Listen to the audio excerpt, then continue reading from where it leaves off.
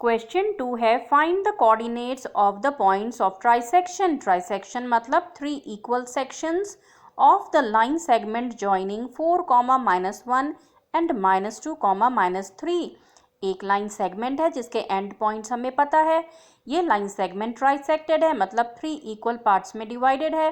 तो हम रेशो लेंगे 1:1:1। जहाँ पे ये ट्राइसेक्टेड है उन पॉइंट्स के हमें कोऑर्डिनेट्स निकालने हैं। तो हम निकालेंगे XY एंड AB। जब हम XY के कोऑर्डिनेट निकालेंगे तो हम रेशो लेंगे 1:2 और जब AB के निकालेंगे तो रेशो लेंगे 2:1। इसमें हम किसी भी पॉइंट के कोऑर्डिनेट्स को पहले निकाल सकते हैं। इसमें हम सेक्शन फॉर्मूला यूज़ करेंगे। अगर XY पेयर ऑफ पॉइंट्स को डिवाइड कर रहा है इन द रेशो M1:M2 तो X निकालने के लिए हम फॉर्मूला यूज़ करेंगे M1 × X2 plus M2 × X1 upon M1 plus M2। Y coordinate निकालेंगे तो करेंगे M1 × Y2 plus M2 × Y1 upon M1 plus M2। इसमें हम एक और फॉर्मूले का यूज़ करेंगे। अगर XY एक पॉइंट है जो पेयर ऑफ पॉइंट्स का मिड पॉइंट है तो हम X निकालेंगे, फॉर्मूला यूज़ करेंगे X1 plus X2 divided by 2 और Y के लिए यूज़ करेंगे Y1 plus Y2 divided by 2। तो देखते हैं ये क्वेश्चन कैसे होगा। ये एक लाइन सेगमेंट है। ये लाइन सेगमेंट ट्राइसेक्टेड है मतलब इसके 3 इक्वल सेक्शंस हैं, 3 इक्वल पार्ट्स हैं। हमें इस पॉइंट के कोऑर्डिनेट्स पता हैं 4, -1। हमें इस पॉइंट के कोऑर्डिनेट्स पता है -2, -3। हमें इन दो पॉइंट्स के कोऑर्डिनेट्स निकालने हैं तो इसे ले लेते हैं XY और इसे ले लेते हैं AB। अब क्योंकि ये लाइन ट्राइसेक्टेड है इसलिए 1:1:1 हम इसका रेशो ले सकते हैं। अगर हम XY के लिए रेशो लेंगे तो लेंगे 1:2 क्योंकि लेफ्ट साइड पे 1 सेक्शन, राइट पे 2 है। इसका रेशो लेंगे तो 2:1 क्योंकि लेफ्ट पे 2 और राइट पे 1 सेक्शन है। हम इसके भी पहले निकाल सकते हैं कोऑर्डिनेट्स, इसके भी। तो पहले हम इसके निकाल लेते हैं। तो X के लिए हम यूज़ करेंगे section formula M1:x2 plus M2:x1 upon M1 plus M2। तो अब हम Q की रेशो ले रहे हैं XY का तो हम लेंगे 1:2। तो यहाँ लिख लेते हैं 1:2। ये M1 M2 हैं तो हम करेंगे 1 × -2 plus 2 × 4 upon 1 plus 2 M1 plus M2।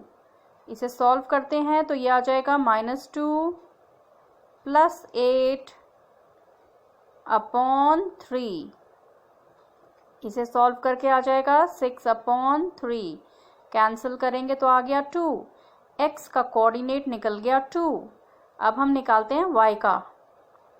तो सेक्शन फॉर्मूला ऑलमोस्ट सेम है, बस X की जगह Y को सब्स्टिट्यूट करते जाएंगे।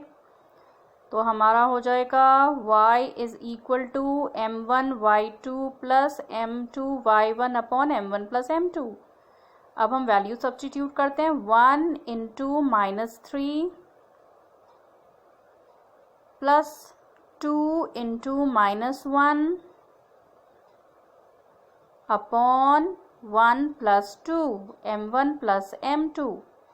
सॉल्व करेंगे -3 -2 अपॉन 3। तो ये आ गया -5 अपॉन 3। तो Y का कोऑर्डिनेट भी निकल गया, लिख लेते हैं -5/3।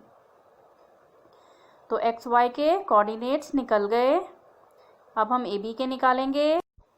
अगर हम AB को देखें तो ये 1:1 के रेशो में है मतलब ये मिड पॉइंट है इन दो कोऑर्डिनेट्स के बीच में। तो यहाँ पर हम मिड पॉइंट का फॉर्मूला लगा सकते हैं जो होता है x1 plus x2 divided by 2, y1 plus y2 divided by 2। तो A के लिए हम मिड पॉइंट का फॉर्मूला लगा लेते हैं, हो गया 2 + -2 डिवाइडेड बाई 2। तो तो ये हो गया 2 minus 2 divided by 2, 0 upon 2 that is 0। तो ए का कोऑर्डिनेट निकल गया 0। अब ऐसे ही हम बी का निकालते हैं, y1 plus y2 divided by 2। तो बी का हम लिखेंगे -5/3 प्लस -3 होल डिवाइडेड बाई 2। अब इस फ्रैक्शन वाले को सॉल्व करेंगे हम, इसे लिखते हैं -5/3, ये हो गया -3, इसे अपॉन 1 लिख लेते हैं। अब हम एलसीएम इसका लेंगे तो यहाँ पर लिख लेते हैं इंटू 3, तो ये हो गया -5/3 -9/3 डिवाइडेड बाई 2। इसे सॉल्व करते हैं तो ये हो जाएगा -14/3 और आगे लिख लेते हैं डिवाइडेड बाई 2 ताकि आपसे मिस्टेक नहीं हो कि इसे फर्दर हम सॉल्व कैसे करेंगे। तो हम इसे ऊपर लिख लेते हैं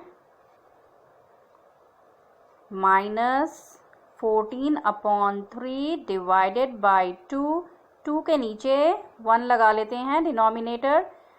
अब हम इसे रेसिप्रोकल करेंगे तो -14/3 इंटू 1/2, 2 से 14 कैंसिल हो जाएगा, 7 आ गया, ऊपर का ऊपर मल्टीप्लाई विद साइन, नीचे का नीचे, तो आ गया -7/3।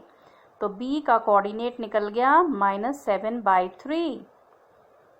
तो हमने एक्स वाई के और ए बी के कोऑर्डिनेट्स निकाल लिए। इसके कोऑर्डिनेट्स कैसे निकाले थे? 1:2 रेशो लेके। तो जब एक्स वाई के कोऑर्डिनेट्स निकल गए तो 1:1 लेके हमने ए बी के लिए मिड पॉइंट का फॉर्मूला लगाया, x1 plus x2 divided by 2, y1 plus y2 divided by 2। तो हमारे 4 कोऑर्डिनेट्स निकल गए।